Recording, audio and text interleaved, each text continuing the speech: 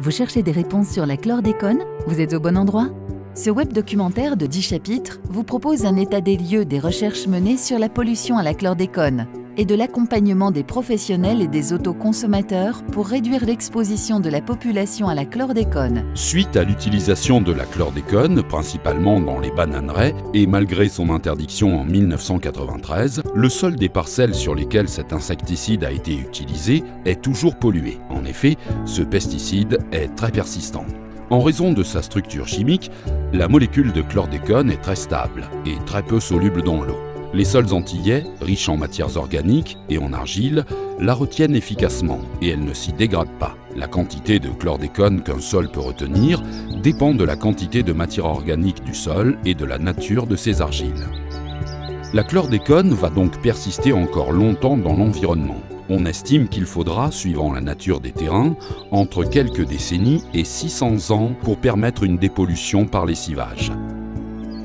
On considère que la chlordécone a contaminé les sols de la majorité des parcelles historiquement utilisées pour la culture de la banane, mais également une partie des parcelles utilisées à d'autres usages, lime de Tahiti, avocat, maraîchage, ce qui représente environ 14 000 hectares de surface agricole en Martinique sur les 40 000 qu'elle comptait dans les années 70-80, soit 35% de la surface agricole ou 13% du territoire total.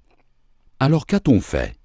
Connaître et localiser les parcelles à risque pour la production alimentaire. Un travail de collecte et d'harmonisation des données, produites depuis près de 15 ans essentiellement, pour assurer la qualité des productions alimentaires a été entrepris. Il vise à mettre les données à disposition des services et instituts qui le demandent. La base de données géographique contient les taux moyens de contamination de près de 10 000 parcelles, soit environ un tiers de la surface agricole utilisée. La connaissance est meilleure pour les filières maraîchage et élevage que pour les grandes cultures bananes, ananas et canne à sucre, les produits de ces dernières n'étant pas affectés, fruits, sucre et rhum.